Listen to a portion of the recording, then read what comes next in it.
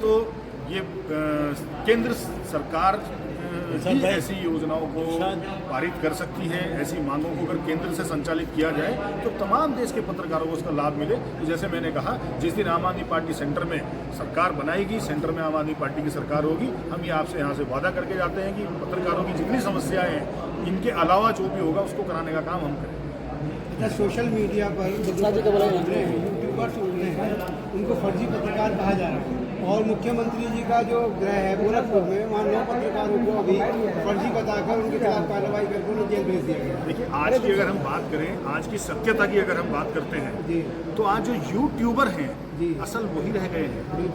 अगर आज आप किसी भी राष्ट्रीय चैनल की, किसी भी न्यूज़, बड़े संस्थान की न्यूज़ उसमें कोई आती है, मैं खुद भी एक बार उस न्यूज़ को देख के प्रमाणित नहीं कर पाता हूँ कि ये सच्ची खबर होगी।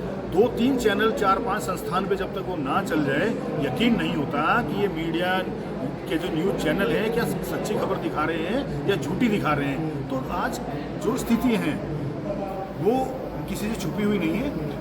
सच्चाई ये है कि यूट्यूबर आज की डेट में सच्ची खबर दिखा रहे हैं और जो बड़े संस्थान हैं उनकी खबरों पे देश और दुनिया को यकीन ही नहीं रहा। तो यूट्यूबर आगे बढ़ रहे हैं, उसके पीछे भी षड्यंत्र चल रहा है, क्योंकि वो हक आवाज़ उठाते हैं, सच आवाज़ उठाते हैं। गोरखपुर हो या कोई भी राज्य हो देश का, उनकी आवाज़ों को लगातार वो तो दबाया जा ही रहा है, ये किसी छुपाव भी नहीं। आपकी पार्टी के मुख्यमंत्री को जेल के अंदर डाल दिया गया, तो अब बाकी चीज़ें क्या बचती हैं, या हम लोग जो है मतलब पत्रकार लोग सुरक्षित हैं इस सरकार में? देखिए, ये आम आदमी पार्टी के मुख्यमंत्री के को जेल में डालने का खाली विषय नहीं है जी। ये बहुत बड़ा देश पे हमला हुआ है। 75 सालों से हमारा देश आज़ाद हो रखा है, लेकिन आज तक का इतिहास रहा है कि मौजूदा मुख्यमंत्री को जेल में नहीं डाला गया। और कोई जांच अगर थी भी, मुख्यमंत्री कहीं दोषी हैं भी इनकी नज़र में, या मुख्यमंत्री ने कोई जो ये कह रहे हैं, थोड़ी देर के लिए उसको हम ये भी कहते हैं कि चल भाई मान लेते हैं आपकी बात, भाई वो चुने हुए मुख्यमंत्री हैं। आपने एक चुने हुए मुख्यमंत्री को चुनाव के बीच में जेल में डाला है, तो ये तो पूरा देश समझ चुका है, पूरा देश इस चीज़ को मान चुका है कि ये सिर्फ और सिर्फ चुनाव को प्रभावित करने के लिए हार के डर से घबराए हुए हैं। उस डर से इन्होंने उनको जेल में डाला है, नहीं तो मौजूदा मुख्यमंत्री को कोई ऐसे जेल में नहीं डालता। वो कोई आतंकवादी नहीं थे, देश छोड़ के नहीं जा रहे थे। चुनाव के बाद भी जांच हो सकती थी, लेकिन जांच तो विषय ही नहीं है। मनीष सिसोदिया जी जेल में है, सत्येंद्र जैन जी जेल में है, कोई आरोप आज तक सिद्ध नहीं हुआ। मौजूदा इलेक्शन राज्यसभा सांसद संजय जी जमानत पर छूट के आ गए हैं, कोई आरोप सिद्ध नहीं हुआ। तो ये सिर्फ और सिर्फ इनका डर है, इनको डर है कि केजरीवाल जी की जो नीतियां हैं, केजरीवाल जी जिन नीतियों पे काम कर रहे हैं वो देश को पसंद आ रही हैं, देश उनको स्वीकार कर रहा है, तो ये नहीं चाहते इस देश में कोई देश के लिए कुछ करे।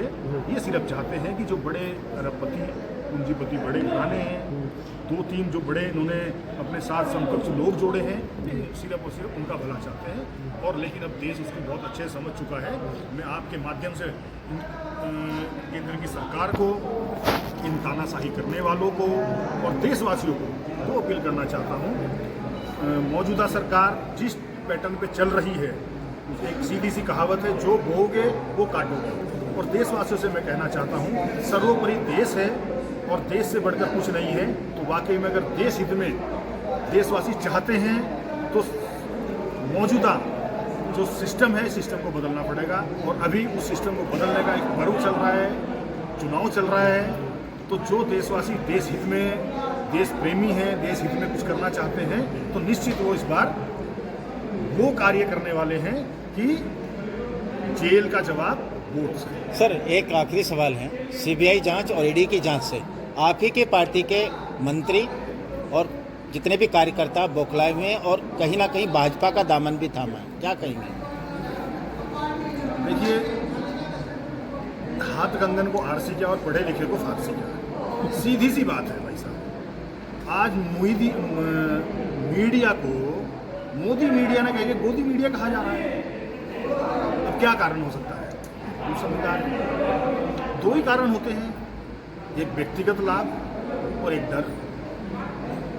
तो आम आदमी पार्टी का जो कार्यकर्ता होगा व्यक्तिगत लाभ में तो जाएगा नहीं, लेकिन परिवार हर किसी क्या ईडी और सीबीआई जांच से बौखलाए हैं आम आदमी पार्टी के? बौखलाए नहीं है, मैं बता रहा हूँ। 2 ही कारण होते हैं, एक व्यक्तिगत लाभ और एक डर, जो आज पूरे देश की मीडिया का भी हाल हो रहा है।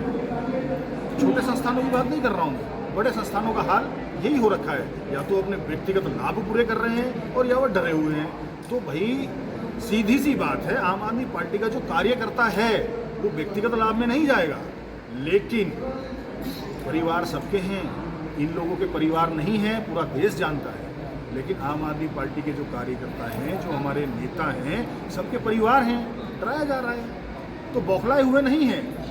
तो लेकिन ये डर बहुत ज़्यादा दिन नहीं चलने वाला और देश इसको समझ चुका है। इसी पर्व में, इसी चुनाव में जो रिजल्ट आएंगे, 4 जून को हम आपसे दोबारा बात करेंगे।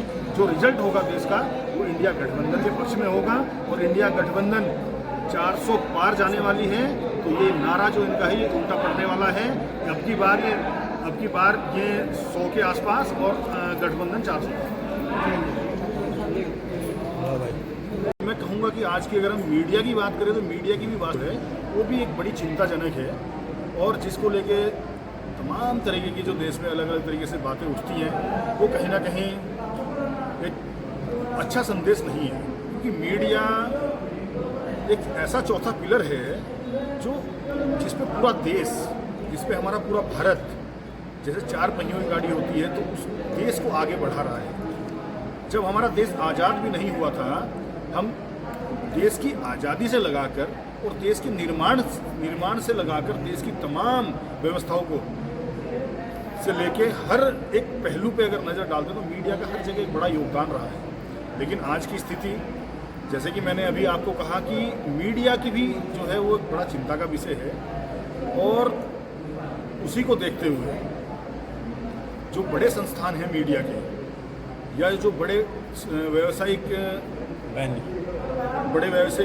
लोग हैं या बड़े बैनर हैं, उनका तो लाभ हुआ है, वो तो अपनी जगह पे दिन प्रतिदिन आगे बढ़ रहे हैं। लेकिन जो ग्राउंड जीरो पे जाके पत्रकार काम करता है, जो ग्राउंड जीरो से खबरें निकाल कर लाता है, आज जो पत्रकार आपकी इन 5 मांगों के नहीं, मैं तो कहूँगा इसमें 2-3 मांग और बढ़नी चाहिए थी।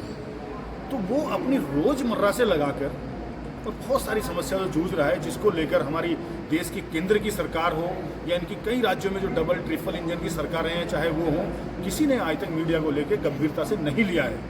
लेकिन मैं आपको बता दूं, हमारी आम आदमी पार्टी की जो दिल्ली में सरकार है, तीसरी बारी सरकार है, वहाँ पर शिक्षा, स्कूल और मीडिया जगत से लगाकर कितनी समस्याओं का वहाँ समाधान हुआ है। और तो और जो एक पेंशन, मीडिया के साथियों को एक पेंशन की शुरुआत भी दिल्ली से शुरू होने वाली है। तो दोस्त, आपका जो सवाल है वाकई में वो बहुत सीरियस सवाल है। तो तो मैं यही कहूँगा कि मौजूदा सरकारों को, केंद्र सरकार को इसे गंभीरता से लेना चाहिए और आपकी मांगों को मानना चाहिए। अन्यथा जैसे दिल्ली में आम आदमी पार्टी आपके पत्रकारों के कई सारी व्यवस्थाएं की हैं, कई सारी चीज़ों को लेकर गंभीर है। जिस दिन केंद्र में आम आदमी पार्टी की सरकार होगी, मैं एक आम आदमी पार्टी का कार्यकर्ता होने के नाते मैं ये वचन आपको देता हूँ कि पत्रकारों की जो आपकी ये मांगे हैं, इन मांगों के साथ साथ और जो बेहतर पत्रकारों के लिए कर सकते हैं, पूरे देश में पत्रकारों के लिए वो आम आदमी पार्टी करेगी। दिलशाद जी, पत्रकार समारोह के कार्यक्रम आपने बताया और पूरे ऑल ओवर इंडिया के पत्रकार आपके सभागार में लक्ष्य में मौजूद रहे, इस विषय में आपका क्या कहना है? सभी साथियों का जो ऑल इंडिया पत्रकार एकता एसोसिएशन का पत्रकार सम्मान समारोह रखा गया था, इसमें काफ़ी संख्या में अलग अलग राज्यों के पत्रकारों ने भाग लिया और इनका मैं तहे दिल से धन्यवाद करता हूँ। और जो हमारे यहाँ प्रस्ताव पास हुए उन प्रस्ताव को भी हम बहुत जल्द ही माननीय मुख्यमंत्री उत्तराखंड सरकार को और केंद्र सरकार को भेजा जाएगा ताकि पत्रकारों के जो मांगे हैं ये केंद्र सरकार द्वारा पूरी कराई जा सके और राज्य सरकार पत्रकारों को उसका लाभ दे सके। इसके लिए हफ्ते भर के अंदर ही हम उत्तराखंड सरकार से ये दस्तावेज दे करके पेश करेंगे ताकि जल्दी से जल्दी इस प्रस्ताव पर मोहर लग सके और हमारे पत्रकार भाइयों को पेंशन और डॉक्टरी सुविधा और इसके अलावा बच्चों की तालीम के लिए हमारे बच्चों को जो है शिक्षा के लिए सरकार द्वारा फायदा दिया जाता है। आगे आपकी क्या विशेषताएं होंगी संघ का, कुछ बताना चाहेंगे आप? हम बताना, सबसे पहली बात तो ये है कि हम अपने पत्रकार भाइयों से निवेदन करते हैं कि जो हमारा सूचना का लेटर होता है जो संस्थान द्वारा दिया जाता है, पहले सभी साथी को लेटर हमारे पास जमा करें ताकि हम इन प्रस्ताव पर लगा करके केंद्र और राज्य सरकार को अपनी मांगों को भेज सकें। आपको क्या लगता है कि ऐसी सरकार में आपकी मांग पूरी होगी? अरे हमारी मांग तो पहले भी पूरी हुई है। जब से 2 साल पहले हम लोगों ने मांग की थी, उत्तराखंड सरकार ने हमें समय दिया था और वो मान्यता हमारी पूरी हो गई थी हमारी मांगे। हम तो फिर भी उम्मीद करते हैं कि सरकार चाहे किसी भी पार्टी की हो, सरकार सरकार है, हम सबसे मिलते हैं और सभी सरकारें काम करती हैं। रही बात ये कि मान लो अगर हमारी 11 शर्तें हैं तो 11 शर्तें अगर पूरी नहीं होती तो 4 या 5 तो हमारी पूरी हो ही जाती है। कहीं ना कहीं हमारे पत्रकारों को लाभ तो मिल ही जाता है, इतना ही लाभ काफ़ी है। आगे आपकी क्या रणनीति होगी? आगे की रणनीति बस यही है कि पत्रकार महोदय प्लेटफार्म पर आकर के काम करते रहें और मिलजुल के चलते रहें। बड़े से बड़े चट्टान को भी हम ख़त्म कर सकते हैं और आने वाली दिक्कतों को दूर कर सकते हैं।